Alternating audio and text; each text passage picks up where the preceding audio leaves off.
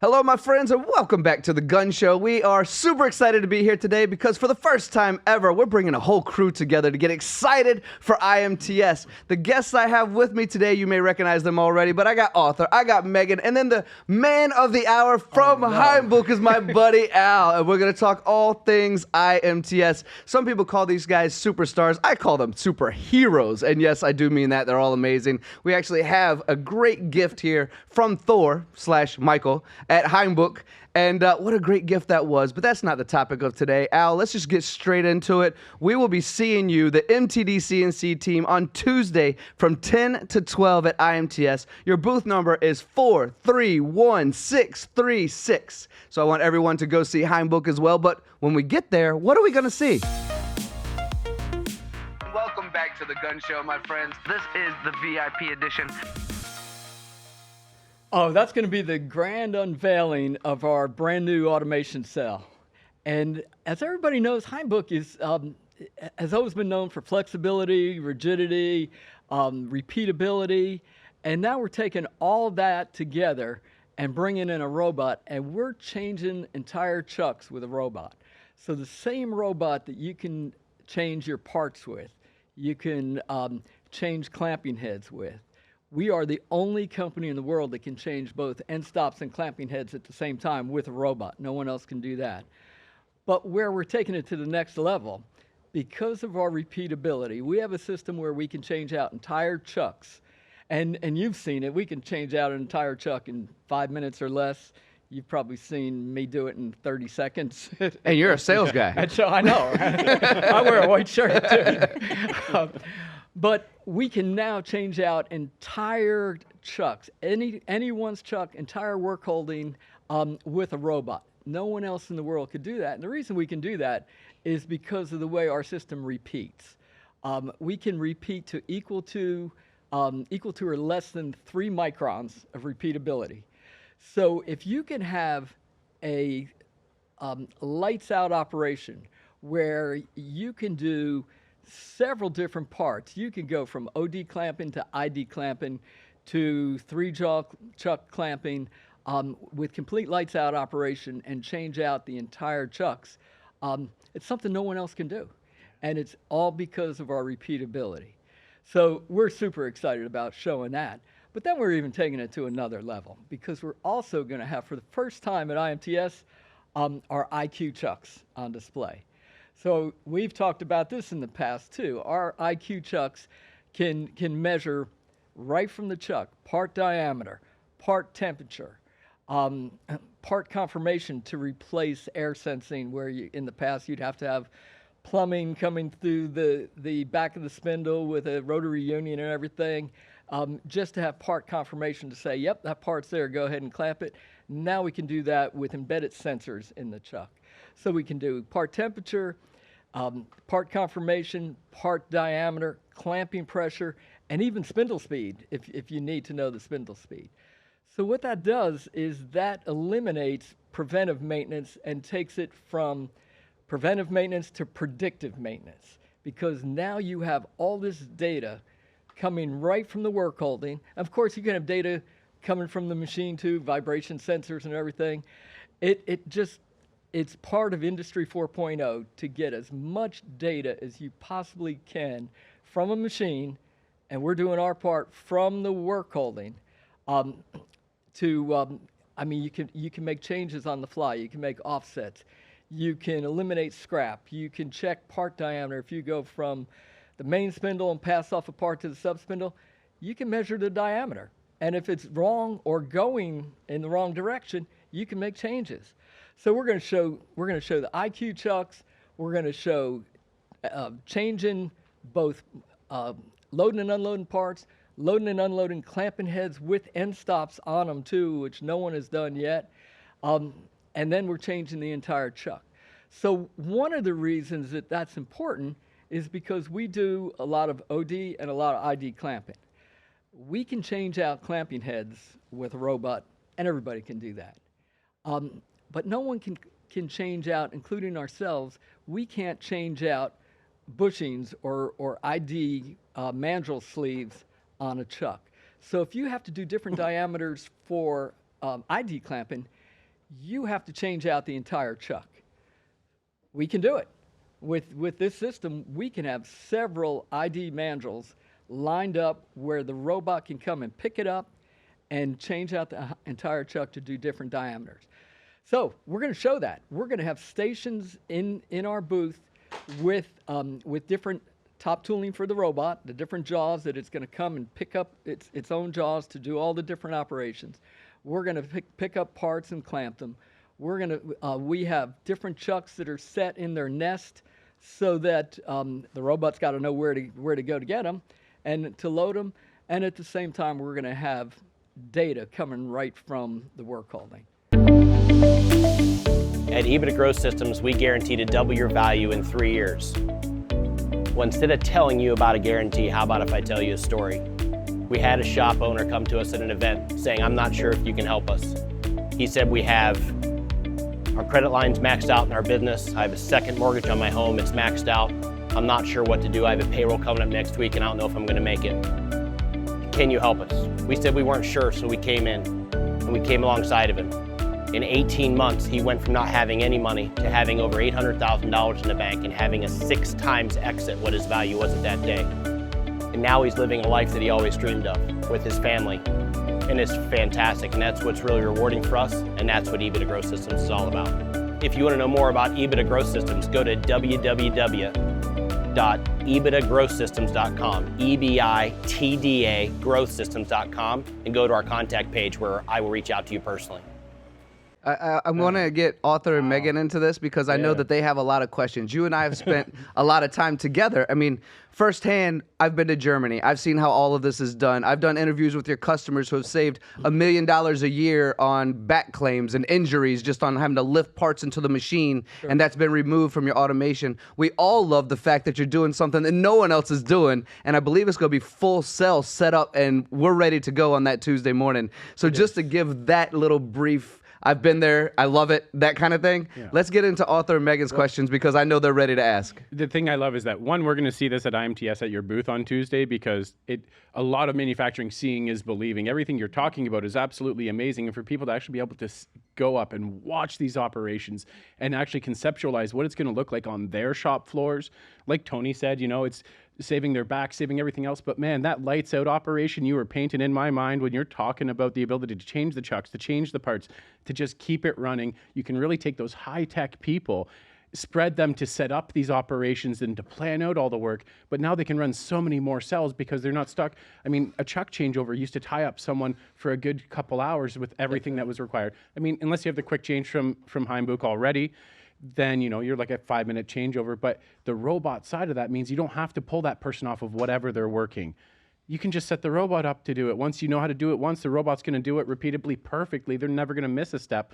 I'm just like, my brain is melting over here. And on top of that, Arthur, just for fun to add on to that, with everything being correct, this is a matter of seconds to minutes and less than 3 micron every time. I mean, are you kidding me right now? How are you? Is there an easy button over here we can hit for how amazing that is? And what is downtime costing you? Yeah. That's what you have to take into consideration too, because downtime is very expensive. And you're right, if it takes 4 hours to manually change out a chuck, we'll say, to take out one chuck, put another chuck in, re-indicate it to check the run out for it. I'm terrible at doing that myself, so it takes me 45 minutes just to dial in a chuck. That's a lot of time, and that's costing you a lot of money. Al, I got to be honest. I've been into a machine shop before where they bought a new machine so they wouldn't have to do that because it took so long to set it all back up again and re-indicate. Yeah, I'm with you on that.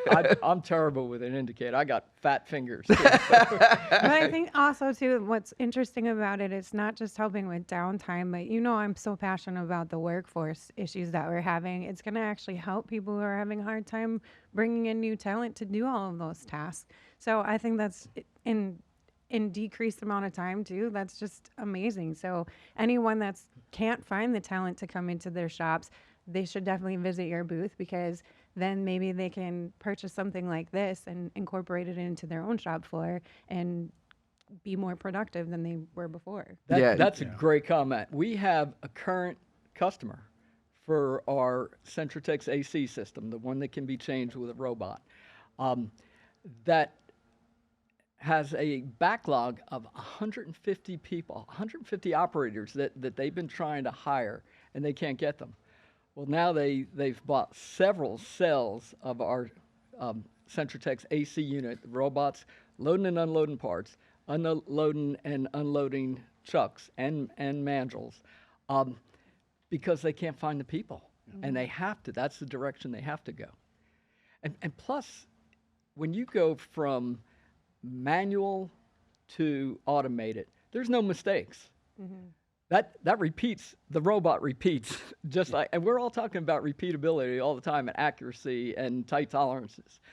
So, you know, it doesn't take coffee breaks. It doesn't. Like we are right now Or while sit. talking about it. That's right. Well, I want to take this opportunity because we definitely still have some time left to go back to that IQ information because I want Megan and Arthur to learn more about this. You and I have been on camera talking about this, and the capacity of what it's actually able to do, it's even difficult for me to wrap my mind around because it is so daggone sophisticated. So, guys, ask Al a couple of questions about that because it's one of those things that it's an onion. You have to peel it back to truly understand the significance of what it can do for a shop. Yeah, well, the question I have, right, when we're talking about that automation and then the changeover for the chuck and everything. So if I'm understanding you correctly, Al, then with the IQ sensors in place as well, once it does the changeover, you have an entire verification, like a feedback loop that when you put it on, the RPMs are going to be right, the temperatures are going to be where you expect. You have all these different checks and balances then that the IQ could check. So you know a good changeover has occurred. Am I getting that right? Yes, definitely, especially with the embedded sensors in the end stops, because when you load the part and you have a pullback chuck where you're pullbacking, so we're not only clamping radially, we have axial pullback to an end stop. Yeah. So you know when that part hits those sensors, it says, yep, go ahead and clamp it. So you know when you change a part with a robot and you have sensors in the end stop, and you can follow along too. We're doing clamping pressure as well. So you can watch the clamping pressure if it's either too much, because we have some parts where we don't want to crush them, or if it's not enough, you know that ahead of time. And you can make changes, or you can do simple things like preventive maintenance, or it's predictive maintenance now that I like to say, where you can grease the chuck. So you can verify everything. And Tony, you work with machine monitoring companies too, and we know some of the same ones. A machine monitoring company can take this information, the data from the IQ chuck. It can make changes on the fly. Yeah. It's real-time information so that when you can graph it, you can save it. You have a report for every single part that's coming out that you can save. You can watch a part if the diameter's changing, so you prevent scrap because you can make changes to save on scrap. It's just if the machine happens to have an event, a crash, you have a history of what the work holding was doing at that time of the crash too. Yeah. Information is power. The more information you have, the better you are, and especially if you're doing lights out operation with loading and unloading with robots, it's I don't know how you can do without it. It's an exciting time in the industry. And Megan, does it feel like this technology kind of goes back to your other point as well about finding workers, finding help, bridging that skills gap, because it allows people to do things simpler and now we're not crushing parts from over. I mean, I can't tell you how many parts I've crushed because I thought tighter was better. And I can't tell you how many times a part's fallen out because I just crushed one and then I got nervous that I didn't want to crush my second one, so I made it too loose and then a part goes flying out. So this intuitive system allows people to grasp manufacturing quicker, I would say. Yeah, I think so. And I think it would be easier for them to have that information so that you can do that cross training as well too. So it's not just you're focusing on one aspect of the machine shop. So if like you have one person who is only that machine person and then they have to take vacation, or if they get sick, or if they have to go on maternity leave, because I'm a mom, you don't have to retrain someone from the basics. They can actually start from where that person is and pick it up pretty quickly. So I think that information is really important because, again, it's just so hard to find the right talent to come in. Hi everybody, Amy Teal, CEO and co-founder of Shop Floor Coffee, proudly a women-owned business that's supporting the manufacturing community. Mike Franz, CIO, co-founder of Shop Floor Coffee. Thanks everybody for tuning in to check us out. Amy, tell us a little bit about Shop Floor Coffee. So we're here to give back to the manufacturing community through purchases of coffee. So every purchase you make, we donate a portion of those proceeds back to help workforce development initiatives. We can't tell you how much it means to us to help support the great manufacturing community. We've been involved with it for like 20 years, and we know there's issues around finding good people, finding people that really want to be involved in the industry, and we want to start by giving back to that, giving back to the programs, getting kids involved with these awesome programs. There's robotics, there's computer software, there's so many cool things involved with the industry that people just aren't aware of. We want to help raise that awareness by giving back in a little way that we can. And really we came up with the idea of Shop Floor Coffee because there are two complaints on a shop floor. It's the coffee and the toilet paper. We can't do anything about the toilet paper, but we can help you get better tasting coffee on your shop floor while helping the community. So shopfloorcoffee.com, come visit us and support the community. Plus, instead of having an operator for every single machine, Yeah. you can have an operator for 6 machines. Right. Or for an entire automated cell. Yeah, and you don't have to necessarily be there on the shop floor either. I bet there's like a remote observation thing that you can have on your phone or something. Is there? Oh, yeah, you know what? I used to talk about this. So a long time ago, it seemed like in a high production facility, in front of the row of the machines, there'd be a big whiteboard. And every morning they'd have a production meeting and see how many good parts they made and how many bad parts, scrap parts, and things like that, what machines were up, what machines were down. You don't need that anymore because now you have an electronic monitor where you have this data. This data can be on a monitor in the engineering offices, and it can go right to your cell phone too. If there's an event, if something needs to be changed, you can do it. And the machine monitoring companies that take this data, it's amazing what they can do. I think they've been starving for data because they've had the technology to work with data all along, and now we're just doing our part to give them more, and everyone else is doing something somewhat similar too to get data. That's Industry 4.0. It's Industrial Internet of Things. It's all coming together. What an exciting time it is to be in the industry. It's more accurate data too because it takes out that human error. And Exactly. if you're like me and you're not so good with numbers, I know some of those numbers had to be like estimates or something, or Yeah. you got the wrong number. So I think that it's just a great opportunity. And if you had the whiteboard and people had poor penmanship, God forbid, you could actually, is that a 4 or Yeah. a 5? Or does that decimal point belong here or there? Oh, don't get me started on decimal points. I've been on the shop floor looking at one of those whiteboards, calling the guy from the night shift because, man, what did you leave? I can't read this. But the thing I really love about all the data and everything else is it has the potential to also attract people that maybe don't want to do the manual labor of machining. They're interested about the robotics and the programming and the data. Maybe they're working in computer sciences or programming and that kind of stuff, or robotics, and they haven't seen a bridge. And companies like Hainbuch bringing this technology, with the IQ sensors and the robotic changeovers and the lights out manufacturing, turns this way more into a game situation where these people can have fun with it. Oh, I don't have to hurt my back. I don't have to cut myself up. I can automate this. I can tackle this from a whole different point of view. And now with those advancements in technology, the stuff that we're going to see at your booth at IMTS, that all becomes possible. They can just make it into a big game for themselves. Perfect. Any closing statements as we're running out on time, and I know you and I could spend another hour and a half here, which I'd love to do, to be fair. Any closing statements so we can wrap this up? Well, yes. You don't say. So just quickly, everything we have for turning, we have to hold round parts for stationary applications as well, with quick change and 0-point clamping, which are Centratex that we're changing is like a 0-point clamping system for the lathe. The next thing is our grand unveiling, 10 o'clock in the morning on Tuesday. Come by, have coffee in Danish, and come meet everyone. We'll have CEOs from Germany there. It's just going to be an exciting time.